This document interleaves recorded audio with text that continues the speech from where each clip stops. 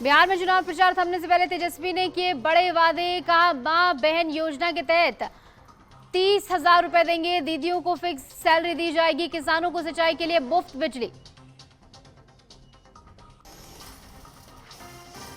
बिहार में आज थम जाएगा प्रचार का शोर। 6 नवंबर को बिहार में पहले फेज में होगी वोटिंग। पहले फेज में 121 सीटों पर डाले जाएंगे वोट। आज प्रधानमंत्री मोदी महिलाओं से करेंगे संवाद। मेरा बूथ सबसे मजबूत कार्यक्रम के तहत करेंगे संवाद। पीएम मोदी ने एक्स पर पोस्ट कर दी जानकारी।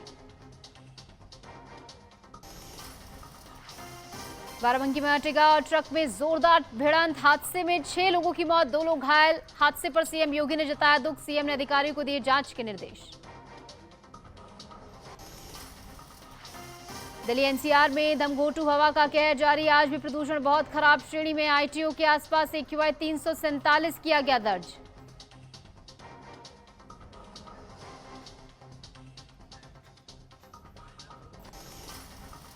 नमस्कार, मैं हूं आपके साथ निशु शर्मा और आप देख रहे हैं HNN न्यूज। बुलेटिन की शुरुआत करेंगे राजधानी लखनऊ से बड़ी खबर के साथ। सीएम योगी आदित्यनाथ की बिहार में आज 4 जनसभाएं रहने वाली हैं। सुबह 11:50 पर दरभंगा में रोड शो होगा। जनसभा वो करेंगे। 1:15 पर मोहिउद्दीननगर में विधानसभा में जनसभा करेंगे। दोपहर 2:35 पर लखीसराय विधानसभा में रैली करेंगे। 4:10 पर बैकुंठपुर विधानसभा में होगी। तो ताबड़तोड़ तरीके से सीएम योगी आदित्यनाथ की जनसभाएं आज आप देखेंगे कि किस तरीके से बिहार विधानसभा चुनाव में तमाम समीकरणों को साधते हुए सीएम योगी आदित्यनाथ नजर आएंगे। और ऐसे में बिहार का विधानसभा चुनाव इस बार और ज्यादा दिलचस्प है, क्योंकि एनडीए की मुश्किलें और ज्यादा इस बार दोगुनी हुई है, क्योंकि प्रशांत किशोर भी चुनावी मैदान में है। और ऐसे में सीएम योगी आदित्यनाथ से लेकर तमाम वो बड़े चेहरे जो कि बीजेपी के स्टार प्रचारकों की लिस्ट में शामिल है, तमाम वो प्रदेश जो कि बीजेपी शासित है, वहां के सीएम लगातार बिहार का रुख कर रहे हैं। यहां पर पहुंचकर जमीन पर प्रचार करते हुए नजर आ रहे हैं। इस समय बिहार की सड़कों पर आपको नजर आएगा तमाम बड़े नेताओं का जमघट, जहां पर लगातार प्रचार प्रसार उनकी ओर से किया जा रहा है। और आज आखिरी दिन भी है पहले चरण के मतदान के लिए।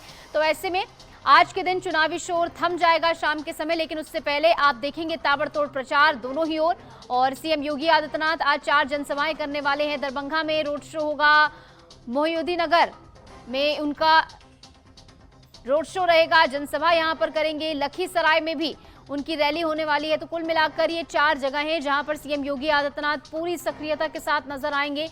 और बिहार विधानसभा चुनाव के मद्देनजर जो बीजेपी के तमाम स्टार प्रचारक हैं और जो सबसे ज्यादा पॉपुलर कह सकते हैं कि सीएम योगी आदित्यनाथ हैं, क्योंकि जहां जहां वो प्रचार करने पहुंचते हैं, जो उनका स्ट्राइक रेट है, इवन प्रधानमंत्री नरेंद्र मोदी से भी अच्छा उनका स्ट्राइक रेट है। जहां पर प्रचार करने पहुंचते हैं वहां पर बीजेपी के पक्ष में माहौल बनाते हैं, विपक्ष को आड़े हाथों लेते हैं। क्योंकि अब तक आपने देखा है सीएम योगी आदित्यनाथ का वो रुख जहां पर लगातार पूरे विपक्ष पर हमलावर हैं, एक साथ आकर जो है पूरे विपक्ष को आड़े हाथों ले रहे हैं। क्योंकि इससे पहले जब आपने दरभंगा में उन्हें सुना, तब भी उन्होंने कहा कि इंडी गठबंधन में 3 बंदर हैं, जिनमें से एक अच्छा देख नहीं सकता, एक अच्छा बोल नहीं सकता और एक अच्छा सुन नहीं सकता। तो कुछ इस अंदाज में चुटकी लेते हुए सीएम योगी आदित्यनाथ विपक्ष के ऊपर नजर आ रहे हैं। पूरे विपक्ष को आड़े हाथों सीएम योगी आदित्यनाथ ले रहे हैं लगातार। और आज 4 जनसभाएं होंगी, तो किस कदर वो जो है विपक्ष पर निशाना साधेंगे, देखना बेहद ही दिलचस्प होगा।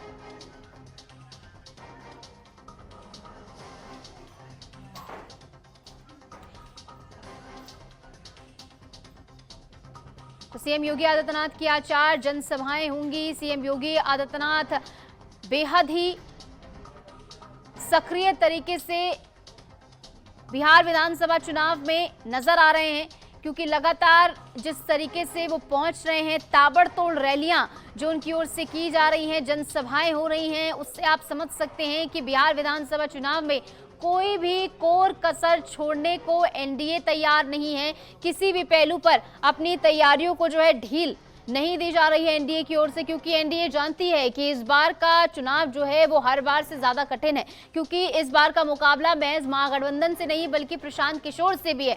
तो ऐसे में अपनी तैयारियों को दोगुना तिगुना तेज एनडीए की ओर से किया गया है। तमाम बड़े चेहरे, जहां पर प्रधानमंत्री मोदी को आपने देखा है, गृह मंत्री अमित शाह को देखा है, जेपी नड्डा भी आज पहुंच रहे हैं। और ऐसे में सीएम योगी आदित्यनाथ जो कि लगातार सक्रिय बने हुए हैं, अलग अलग जगहों पर पहुंच रहे हैं, जनसभाएं कर रहे हैं और लगातार तमाम समीकरणों को साधना का जिम्मा जो उन्होंने संभाला है, उसी मोर्चे पर लगातार काम करते हुए सीएम योगी आदित्यनाथ नजर आ रहे हैं। और आज मोहिउद्दीन नगर विधानसभा में जनसभा 1:15 पे सीएम की होगी। उसके बाद लखीसराय विधानसभा में रैली होगी और इसके बाद 4:10 पर लगभग बैकुंठपुर विधानसभा में जनसभा सीएम योगी आदित्यनाथ की रहेगी। तो इन तमाम जो पूरे स्केड्यूल हमने आपको बताया है कि 4 जगहों पर सीएम योगी आदित्यनाथ जाएंगे। और इससे पहले भी आपने सीएम योगी आदित्यनाथ की सक्रियता देखी है कि किस तरीके से बिहार विधानसभा चुनाव में कानून व्यवस्था को एक बड़ा मुद्दा उनकी ओर से बनाया गया है कि जिस तरीके से उत्तर प्रदेश में कानून व्यवस्था कायम है, वैसे बिहार में भी की जाएगी। और इस बीच अभिषेक आनंद हमारे सहयोगी न्यूज रूम से लाइव हमारे साथ जुड़ गए हैं। तो अभिषेक, देखिए, बिहार विधानसभा चुनाव के मद्देनजर हमने बड़े नेताओं का जमघट बिहार में देखा है। खासकर एनडीए के लिए ये और ज्यादा मुश्किल हो जाता है हर बार से, क्योंकि हर बार सिर्फ महागठबंधन से मुकाबला हुआ करता था, लेकिन इस बार तीसरा खेमा यानी कि प्रशांत किशोर भी है। सीएम योगी आदित्यनाथ की सक्रियता इस बीच किस तरीके से देखी जा रही है? आज 4 जनसभाएं ताबड़तोड़ वो करने वाले हैं। बिल्कुल निशु, क्योंकि आज जो है आखिरी दिन है चुनाव प्रचार प्रसार का है, तो ऐसे में जिस तरीके से सीएम योगी आदित्यनाथ पिछले समय से आप देख रहे हैं किस तरीके से बिहार विधानसभा चुनाव को काफी नजदीकी से देख रहे हैं और लगातार विपक्ष पर जिस तरीके से वो हमलावर हैं, तो ऐसे में सबसे ज्यादा डिमांड जो है वो उनका ही है, क्योंकि पीएम मोदी भी स्टार प्रचारक हैं, सीएम योगी आदित्यनाथ भी स्टार प्रचारक हैं। तो ऐसे में एक बड़ा फेस बना हुआ है इस बार विधानसभा चुनाव में। किसी भी पार्टी के लिए भी कोई भी जो वोट जो लोग जो वोट डालने वाले हैं, किसी के लिए भी सबसे ज्यादा महत्वपूर्ण ये है कि जिस तरीके से उन्होंने मैनिफेस्टो जो निकाले हैं वो कितना कायम रहने वाला है। ऐसे में लखीसराय में जिस तरीके से उनका एक प्रचार प्रसार है, तो लखीसराय भी जो है वो काफी ज्यादा सक्रिय एरिया है। तमाम चीजों को ध्यान में रख करके भी वहां के लोग जो हैं वोट डालते हैं। इसको लेकर के भी पहले से भी हमारी मैं भी वहां पर जब वहां पर था तो कई लोगों से मैं बात किया तो एक लहर वहां पर जो साफ तौर पर नजर आ रहा था, कहीं ना कहीं आरजेडी की तरफ में काफी ज्यादा लोगों का झुकाव देखने को मिला। लेकिन ऐसे में जिस तरीके से आज सीएम योगी आदित्यनाथ वहां पर जाएंगे, जब चुनाव प्रचार प्रसार करेंगे, तो किस तरीके से वो हमलावर होते हैं विपक्ष पे वो तो आने वाला वक्त ही बताएगा। लेकिन इस बार जिस तरीके, क्योंकि 6 तारीख को पहले चरण की चुनाव है, तो ऐसे में जो जनता जो है वो सभी चीजों को ध्यान में रख करके इस बार वोट डालेगी। और आने वाले वक्त में जब 14 तारीख को जब काउंटिंग होगी तो देखने वाली बात होगी कि किसके सिर पे ताजपोशी होती है। बिल्कुल। और ऐसे में सीएम योगी आदित्यनाथ का हमने वो अंदाज भी दरभंगा में ही देखा, जहां पर सीएम योगी आदित्यनाथ ये कहते नजर आते हैं कि इंडिया गठबंधन में 3 बंदर हैं, जिसमें से एक अच्छा देख नहीं सकता, एक अच्छा बोल नहीं सकता और एक अच्छा सुन नहीं सकता। यानी बिहार विधानसभा चुनाव में उनका जो आक्रामक तरीका है वो थोड़ा अलग अंदाज में इस बार नजर आ रहा है। जमकर वो चुटकी विपक्ष की ले रहे हैं।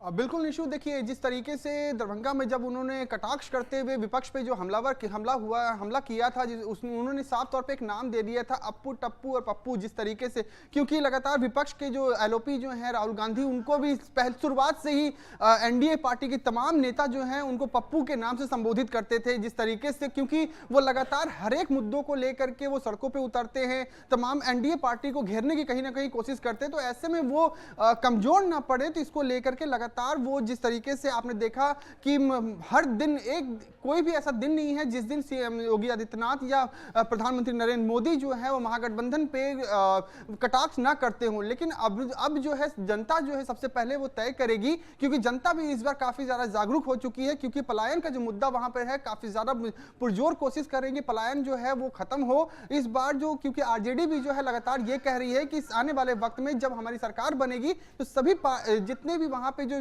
छोटे तबके के जो लोग हैं उनके एक परिवार के एक जन को एक सरकारी नौकरी दी जाएगी। पलायन जो है वो खत्म होंगे, बेरोजगारी जो है वो खत्म किए जाएंगे। तो जो जंगल राज जो बिहार में जो चल रहा है वो कहीं ना कहीं खत्म करने की कोशिश कर रही है। लेकिन एनडीए पार्टी साफ तौर पर यह आरोप लगा रही है कि जब 15 सालों की जब सरकार थी, बिहार में किस तरीके से जंगल राज था, लोगों को बाहर निकलने में काफी मुश्किल का सामना करना पड़ता था, महिलाओं को काफी ज्यादा परेशानियां होती थी, जंगल राज होते, जातिवाद होता था, परिवारवाद होता था। तो ऐसे में बड़ा फैक्टर बनता चला जा रहा है। बिल्कुल। एक सवाल और जो सीएम योगी आदित्यनाथ की ओर से पूछा गया कि तेजस्वी यादव को लालू यादव का कार्यकाल याद दिलाने में शर्म आ रही है, क्योंकि बार बार वो जिक्र जिस बात का करते हैं वो अपने कार्यकाल का जिक्र करते हैं। जब वो बतौर डिप्टी सीएम काम कर रहे थे उनकी ओर से नौकरी दी गई, लेकिन अपने पुराने कार्यकाल का जिक्र यानी लालू यादव के कार्यकाल का जिक्र वो नहीं करते हैं। बिल्कुल निशु, देखिए सीएम योगी आदित्यनाथ बराबर इस चीज को वो टोन कस करके ही बोलते हैं कि जिस तरीके से लालू प्रसाद यादव और राबड़ी देवी का जब कार्यकाल था तो किस तरीके से वो काम करते थे। आखिरकार क्यों अपने ही परिवार के लोगों को वो नाम आगे बढ़ाने की कोशिश कर रहे हैं, आगे बढ़ाते हैं। सीएम फेस को लेकर के भी उन्होंने तंज कस के कहा था कि क्यों उनके पार्टी में तो कई सारे ऐसे बड़े लीडर हैं जिनको आप सीएम फेस को लेकर के आगे नाम बढ़ा सकते थे, लेकिन अपने ही परिवार के जन को क्यों आगे आप बढ़ाए। तो ऐसे में तेजस्वी यादव को जिस तरीके से उन्होंने आगे बढ़ाया है, तो ऐसे में एक बड़ा फैक्टर है क्यों उन्होंने साफ तौर पे कहा है कि क्या एक उन्हीं के परिवार में से ही सिर्फ सीएम बन सकता है और भी कोई नहीं बन सकता। तो ऐसे में एक लगातार लालू प्रसाद यादव के बारे में जिस तरीके से उन्होंने कहा कि उस वक्त में यादवों का काफी ज्यादा आतंक मचा हुआ था बिहार में, यादव समुदाय के जो जितने भी लोग थे उनका पानी जो है सिर के ऊपर से चढ़ रहा था, सभी लोग जो है आतंक मचाए हुए थे। तो ऐसे में एक बड़ा फैक्टर है परिवारवाद और जातिवाद, सबसे ज्यादा मेन फैक्टर था। या पिछले 15 सालों के कार्यकाल में मैंने भी देखा कई चीजों को ध्यान में रख करके इस बार जो है वो एनडीए पार्टी भी जो है हर चीज को ध्यान में रख करके कटाक्ष भी कर रही है और जनता का कहीं ना कहीं वोट पाने की कोशिश कर रही है कि आने वाले वक्त में 14 तारीख को जब वोटिंग अभिषेक, जैसे कि आपने भी जिक्र किया कि लखीसराय में जब आप ग्राउंड जीरो पर पहुंचे, लोगों से आप मुखातिब हुए, उनसे बातचीत की, तो आपने ये पाया कि आरजेडी के पक्ष में वहां पर माहौल है। ऐसे में सीएम योगी आदित्यनाथ बतौर स्टार प्रचारक वहां पर पहुंच रहे हैं, तो ऐसे में लाजमी है कि वो भी वहां पर जो है तमाम समीकरणों को साधते हुए नजर आएंगे, बीजेपी के पक्ष में माहौल बनाएंगे। बहुत बहुत शुक्रिया, आप जुड़े हमारे साथ, तमाम जानकारी आपकी ओर से साझा की गई है। तो देखिए, कुल मिलाकर बिहार विधानसभा चुनाव में सीएम योगी आदित्यनाथ जो है एक्टिव नजर आ रहे हैं। और ऐसे में एक और खबर आपको बता दें, मुख्यमंत्री योगी आदित्यनाथ के नेतृत्व में उत्तर प्रदेश समर्थ यूपी, विकसित यूपी 2047 के लक्ष्य की ओर अग्रसर है। राज्य सरकार के पोर्टल पर अब तक 60 लाख से अधिक फीडबैक मिले हैं, जिनमें से 75% ग्रामीण क्षेत्रों से मिले हैं। ये पहल जनता की भागीदारी से आत्मनिर्भर और विकसित उत्तर प्रदेश के निर्माण की दिशा में एक बड़ा कदम मानी जा रही है। हमारी एक खास रिपोर्ट देखिए।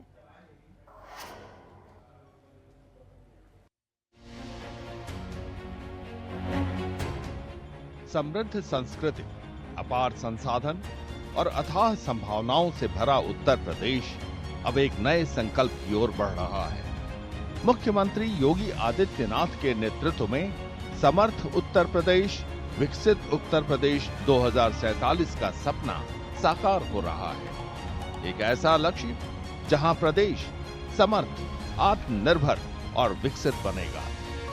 राज्य सरकार के पोर्टल पर उत्साहजनक जन सहभागिता देखने को मिली है। अब तक पोर्टल पर करीब 60 लाख फीडबैक प्राप्त हुए हैं। इनमें से 75% से ज्यादा सुझाव ग्रामीण क्षेत्रों से मिले हैं। 2047 में कैसा भारत चाहिए? एक ऐसा भारत जो विकसित हो, आत्मनिर्भर हो, समृद्धि के पथ पर आगे बढ़ते हुए दुनिया का नेतृत्व करने वाला हो। ऐसे भारत के निर्माण का रास्ता कहीं से जाता है तो वह आंगनबाड़ी केंद्रों से जाता है, गांव से जाता है, गलियों से होकर के जाता है। समर्थ पोर्टल को लेकर आम जनता के साथ शासन प्रशासन में उच्च पदों पर रहे लोगों में काफी उत्साह है। उनका मानना है कि इससे जनता और सरकार के बीच संबंध तो मजबूत होगा ही, साथ ही जो विकसित उत्तर प्रदेश का लक्ष्य निर्धारित किया है उसमें जनता की भागीदारी भी सुनिश्चित होगी। टॉप यूनिवर्सिटीज खुलें, यूनिवर्सिटीज में बाहर के छात्र पढ़ने आएं, एक एजुकेशन का हब बने। जिस प्रकार से नोएडा एक इंडस्ट्रियल हब है, उसी प्रकार से एजुकेशन का हब बने। जो डिफेंस कॉरिडोर है, ये बहुत अच्छी सोच है। अगर डिफेंस कॉरिडोर में उद्योग लग जाते हैं, जैसे ब्रह्मोस वगैरह, ये सब मिसाइल्स की फैक्ट्री लगी है, यहाँ पर प्रोडक्शन शुरू हो गया है, ये सब बहुत सही दिशा में मेरे हिसाब से काम हो रहा है। शीर्ष 5 जिलों में जौनपुर, संभल, प्रतापगढ़, बिजनौर और गोरखपुर शामिल हैं। गोरखपुर से समर्थ पोर्टल पर 1 लाख से अधिक लोगों ने विकसित भारत के लिए सुझाव दिए, जिनमें 85,000 ग्रामीण और 16,000 शहरी नागरिकों ने भागीदारी की। मैं सरकार को सुझाव देना चाह रहा हूँ कि जो नए एंटरप्रेन्योर है, जो नए लोग फैक्ट्री में लगाना चाह रहा है, चाहे बिजनेस करना चाह रहा है, उनको इजीली से लोन प्रोवाइड किया जाए। इस महाअभियान के तहत शासन जनता के सुझावों और भागीदारी को प्राथमिकता देती है, ताकि विकास योजनाएं जन अपेक्षाओं के अनुरूप बन सके। इसका फोकस हर क्षेत्र, शिक्षा, स्वास्थ्य, कृषि, उद्योग, महिला सशक्तिकरण, रोजगार और पर्यावरण में संतुलित और टिकाऊ विकास पर है। ये विजन न सिर्फ आर्थिक प्रगति का रोड मैप है, बल्कि जन भागीदारी से सुशासन की दिशा में एक मजबूत कदम भी है। और इस बीच वक्त एक छोटे से ब्रेक का, ब्रेक के बाद फौरन हाजिर होते हैं।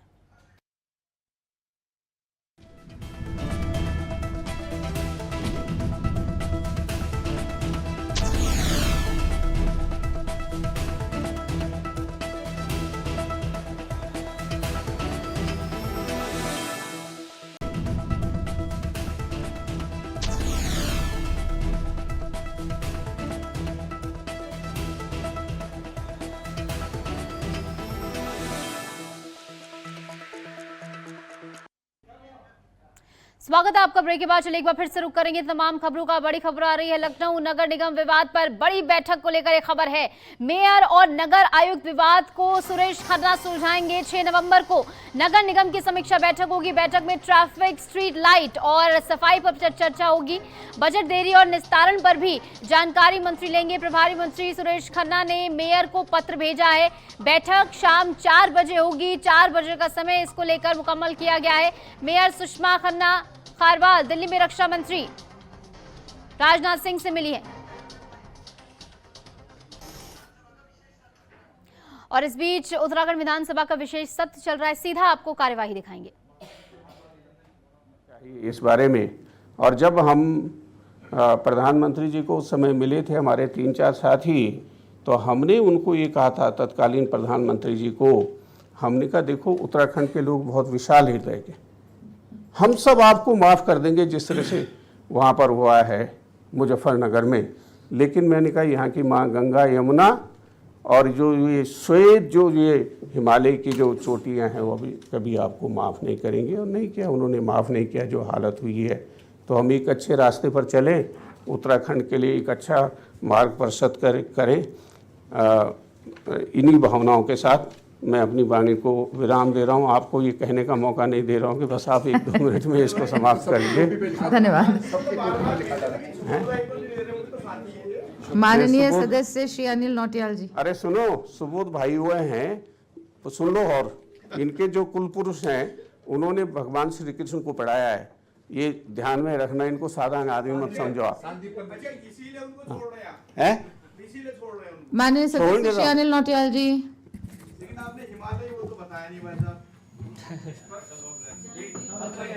अध्यक्ष जी, एक दिन हिमालय और गंगा पर एक दिन की चर्चा जो है ये हरीश भाई के रिकमेंडेशन पर रख लीजिए।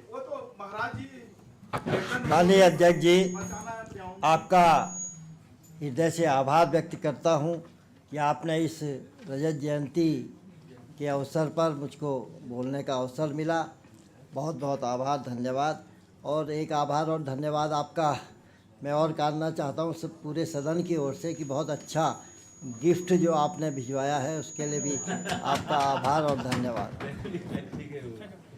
माननीय अध्यक्ष जी, आज हम सब एक ऐतिहासिक अवसर के साक्षी बन रहे हैं। उत्तराखंड राज्य स्थापना के 25 वर्ष पूर्ण होने पर मैं सभी प्रदेशवासियों को हृदय की गहराइयों से बहुत बहुत आभार और धन्यवाद देना चाहूँगा। 9 नवंबर 2000 वह स्वर्णिम दिवस है जब उत्तराखंड वासियों का सपना साकार हुआ था। आज हम राज्य निर्माण की रजत जयंती मनाने जा रहे हैं, जो कि हमें शहीद राज्य आंदोलनकारियों के बलिदान को हमेशा याद दिलाता रहेगा। राज्य के 25 वर्षों का सफ़र निश्चित ही उपलब्धियों और चुनौतियों और संघर्ष के फलस्वरूप आज श्रेष्ठ राज्य के रूप में तैयार हो रहा है, ऐसा हमारा मानना है। इस अवसर पर हम सबके प्रेरणा स्रोत भारत रत्न पूर्व प्रधानमंत्री स्वर्गीय अटल बिहारी वाजपेयी जी को नमन करना चाहूँगा, जिन्होंने राज्य आंदोलनकारियों में, चाहे वो महिला हो, युवा हो, बुजुर्ग हों, बच्चे हों, सबकी भावनाओं को समझते हुए हमें हमारा राज्य उत्तराखंड दिया। इन 25 वर्षों में राज्य में कई ऐतिहासिक कार्य हुए हैं। ऑल वेदर रोड, एम्स, अनेकों मेडिकल कॉलेज, अनेकों शैक्षणिक संस्थान तथा कर्णप्रयाग ऋषिकेश रेल परियोजना का निर्माण कार्य चल रहा है। केदारनाथ हेमकुंड रोपवे के निर्माण के पश्चात निश्चित ही चारधाम की यात्रा और अधिक सुविधाजनक हो पाएगी। हमारी सरकार सबका साथ, सबका विकास और सबका विश्वास के भाव के साथ राज्य में अनेकों जन कल्याणकारी योजनाएं चलाई जा रही हैं, जिसका लाभ हर वर्ग के व्यक्ति को आज मिल रहा है। हमारी सरकार के द्वारा राज्य में सख्त नकल विरोधी कानून, दंगा विरोधी कानून, भू कानून, धर्मांतरण जैसे अनेकों कानून बनाए हैं, जिससे जनता को निश्चित ही लाभ मिल रहा है। यह देवभूमि माननीय अध्यक्ष जी सदैव वीरों की भूमि रही है। आज भी देश की सेना एवं अर्ध सेनाओं में हमारे राज्य से बहुत अधिक संख्या में सैनिक अपनी सेवाएं देश को दे रहे हैं। देहरादून के गुनियावाला में सैन्य धाम का निर्माण किया जा रहा है, जो कि राज्य के 5वें धाम के रूप में उत्तराखंड के शहीद सैनिकों को श्रद्धांजलि के रूप में बनाया जा रहा है। इसका उद्देश्य वीर सैनिकों की शहादत को निरंतर याद रखने के साथ ही सेना के शौर्य एवं गौरवशाली इतिहास को संजोने और भावी पीढ़ियों को प्रेरित करने के लिए किया गया है। इस अवसर पर अमर ज्योति जवान स्तंभ में लगभग 1734 शहीदों के घरों के आंगन की मिट्टी लाई गई है तथा 28 पवित्र नदियों के जल को इसमें अर्पित किया गया है। उत्तराखंड में सैनिक कल्याण विभाग के द्वारा पूर्व सैनिकों और उनके आश्रितों के कल्याणार्थ अनेकों योजनाओं का संचालन किया जा रहा है।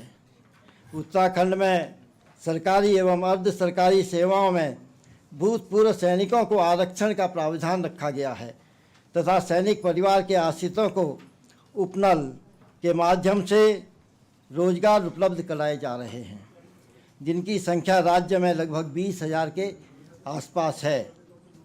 राज्य स्थापना के उपरांत पेशावर कांड के नायक स्वर्गीय वीर चंद्र सिंह गढ़वाली के नाम पर पहली स्वरोजगार योजना चलाई गई है, जिसके द्वारा स्वरोजगार एवं पर्यटन के क्षेत्र में कार्य के इच्छुक अभ्यर्थियों को ऋण उपलब्ध कराकर रोजगार उपलब्ध कराया जा रहा है। शहीदों को सम्मान देने के लिए सरकार द्वारा वीर शहीदों के नाम पर सड़कों एवं विद्यालयों का नाम रखा जा रहा है। मैं आभार और धन्यवाद भी व्यक्त करना चाहूँगा माननीय मुख्यमंत्री जी का, माननीय सैनिक कल्याण मंत्री जी का, कि कर्णप्रयाग के अंतर्गत कालेश्वर में पूर्व सैनिकों एवं उनके आश्रितों की सुविधाओं के लिए एकीकृत कॉम्प्लेक्स प्रणाली के तहत CDS कैंटीन, ECHS, पॉलिटेक्निक एवं सैनिक कल्याण विश्राम गृह का निर्माण किया जाना प्रस्तावित है, जिसके लिए जिला सैनिक कल्याण विभाग को भूमि आवंटित कर दी गई है तथा शीघ्र इसके निर्माण के लिए कार्रवाई की जा रही है, ताकि पूर्व सैनिकों एवं उनके आश्रितों को एक ही स्थान पर सारी सुविधाएं मिल सकें। इसके अतिरिक्त पूर्व सैनिक और उनके आश्रितों को जब भी कोई समस्या उनको आती है, उनके परिवार को आती है, तो उनका समाधान हमारी सरकार के द्वारा किया जाता है। यह रजत जयंती समारोह केवल जश्न का नहीं बल्कि आत्मचिंतन और नए संकल्प का समय भी है। मैं सदन के माध्यम से राज्य के हर नागरिक से अपील करना चाहूँगा कि वह विकसित उत्तराखंड के इस महाअभियान में भागीदार बने।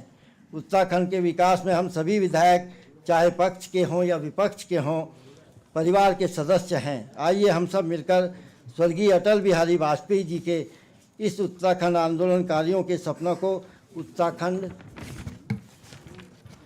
को नई दिशा दें। तो आप देख रहे थे उत्तराखंड विधानसभा का विशेष सत्र, जहां पर उत्तराखंड के भविष्य को लेकर चर्चा हो रही है। फिलहाल के लिए हमारे इस खास बुलेटिन में इतना ही। खबरों का सिलसिला लगातार जारी, आप देखते रहिए HNN न्यूज।